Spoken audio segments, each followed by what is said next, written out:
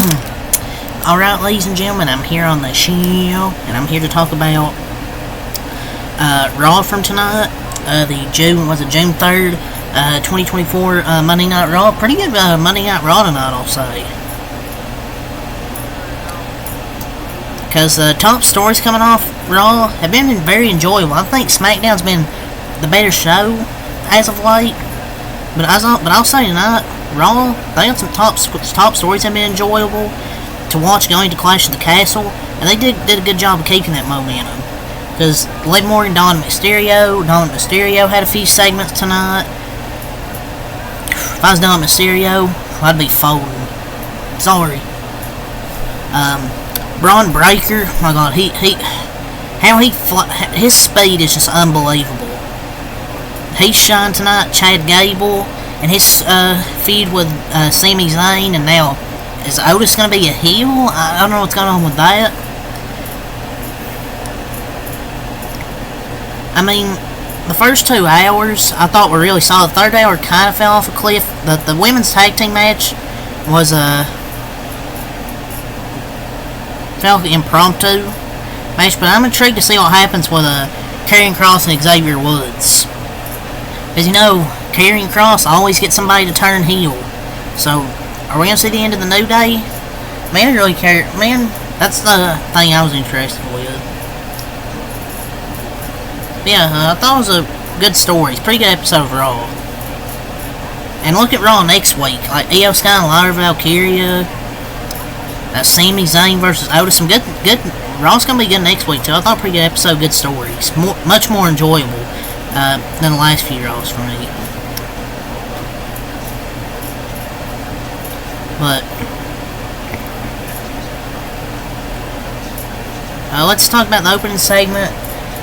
I think it's Liv Morgan and Dominic Mysterio opened the show dressed in her kiss that had 50 million views on social media last week. Man, her laugh seems just so genuine, like her laugh she does. Dominic Mysterio, man, that man got booed out of the building. It got really loud. Her fans ain't playing. But Dominic has some of the greatest willpower known to man. Man, if she had me in that corner, I'd be folding. I would have folded quicker than the overnight shift at Old Navy.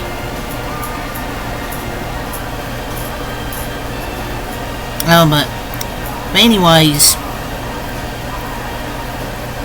that was great. But she's so fun.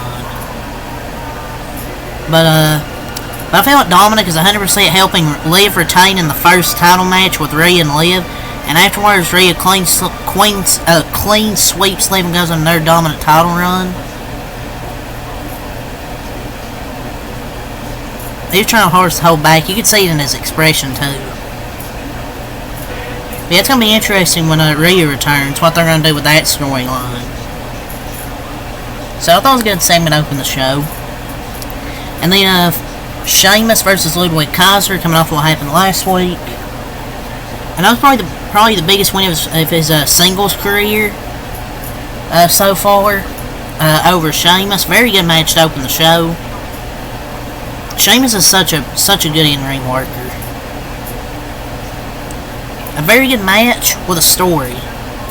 Now Sheamus has a reason to have his rematch on Clash of the Castle. And wouldn't be mad if Sheamus won that. They could have a rematch. And the best part is that Sheamus is still that good in the ring. But I think Ludwig Kaiser definitely earning himself as a strong position as a singles competitor. I think he can be a very good singles guy. And then they also had a QR code, I think, during the match as well. There was sometime during the show. But definitely the biggest win of his career so far. And the future star has been made tonight in the ring by Sheamus. That match was stiff as well. And also we got a official match for Clash of the Castle, another one. Sami Zayn versus Chad Gable was official for Clash of the Castle. I think Chad Gable's going to re-sign with WWE. But I think this is where the Alpha Academy turns on Chad Gable. Because, you know, but Sami, you could have Sami retain. Gable gets another shot at SummerSlam and wins it when the Creed brothers cost Sami Zayn the belt. I don't know. That's just an idea. But a lot of title matches for Clash of the cards for Clash of the Castle for this card, it's about pretty well. I've also, then we get to Sami Zayn saying with Alpha Academy. And Sami Zayn's out there, the Alpha Academy, Maxine Dupree, she's looking, you had Otis, Ducky, I just wanted to say that, who else was there, Akira Tozawa, but, man, I thought tonight was the night for Otis to turn on Chad Gable. That was great. And at the end, Chad Gable threw Sami Zayn to Otis, knocked Maxine Dupree and Tozawa off the ring apron. And Sami saying, "Oh, it's Chad Gable." Chad Gable says him. Otis hits I get what looked like the world's strongest slam on Sami Zayn. The crowd wanted it, but I felt like this one fold for sure at Clash of the Castle. And it felt like the same story as the Bloodline, you know. I agree, the way Sami spoke, it felt like when he was convincing the Usos to turn on Roman Reigns. But the crowd wanted, but I fully believe this happened at Clash of the Castle. The place erupted when he got on Gable's face, and I think that happened at Clash of the Castle too. The pop was crazy. That Scotland pop, when this happens, may hit different. It's gonna happen at Clash of the Castle.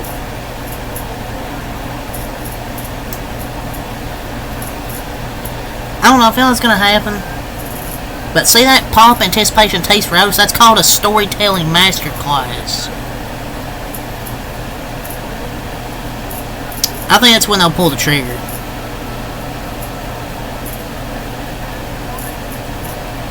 I mean, they could do a turn where maybe Otis is heel, but I'd rather see him as a babyface because I think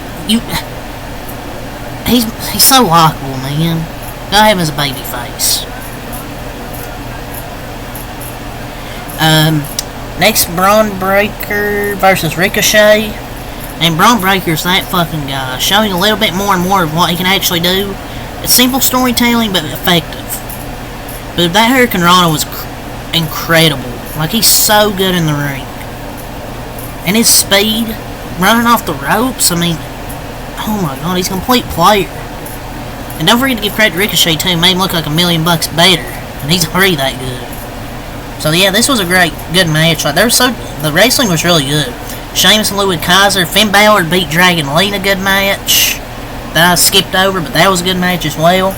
Ricochet and Braun Breaker. Man, and the crowd is getting behind him too. And him able to do the Frankensteiner is crazy. Just makes it look so effortless. I wish they'd give him back his old theme, but honestly, I think he'll be the world champion in like a year or two. I'd say maybe 2, but I could definitely see it being a year. And now they're gonna have Braun Breaker versus Dragunov next week. That's gonna be a banger. We have banger after banger after banger set for next week. Natalya versus Kiana James. Kiana James beats Natalya in her Raw debut. Carlito versus Braun Strowman. Carlito lost in what? What was it? Like 2 minutes? Or something like that. Yeah, but then they attack and beat up Braun Strowman after the match. Once again, Liv Morgan's out there. I don't know how Dominic can't be folded. Folding like a sheet of loose leaf.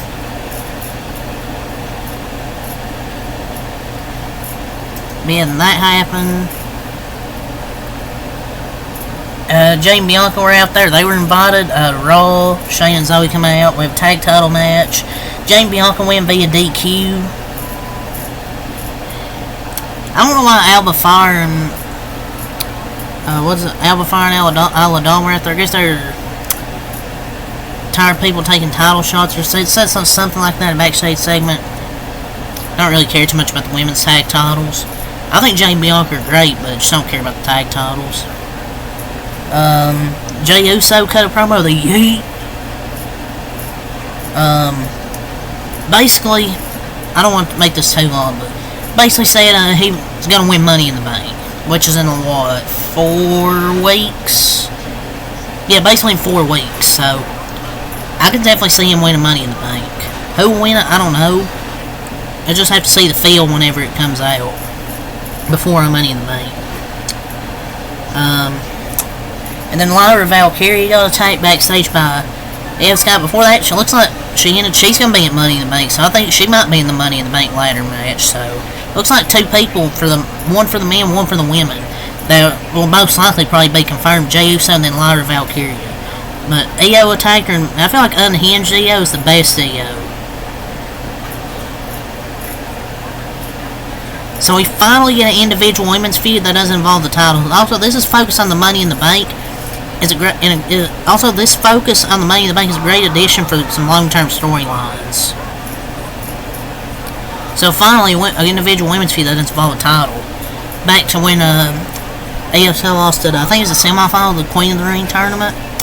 But I really love how they remind us Money in the Bank is coming. The best way to do it is Jey Uso, Lyra, and Io will bleed till SummerSlam, because both of them is not winning. I don't think both of them are going to win. We'll see. AOP beat the New Day in a few minutes. Damian Priest beats Rey Mysterio in a good main event. And then McIntyre attacks Priest, but ultimately Priest gets up here and choke slams him through the table.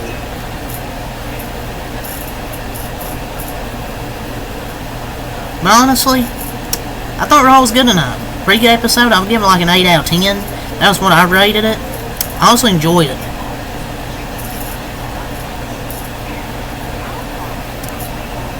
Man, I wish we could have got Dakota Kai on the show. Showed 50 or what? Well, I'm not going to play another Judgment Day segments. I enjoyed those, but Karrion Kross, come on. We want Dakota Kai, damn it. But Monday Night Raw, we're the best wrestle, damn it. Monday Night Raw is shaping up good next week. Ilya Dragunov, Braun Breaker, and Lyra Valkyria, Io Sky, and then Sami Zayn versus Otis. Yeah, it's going to go good next week. But yeah, it's really up to say here. You can like, comment, subscribe for more. Till next time out. Peace.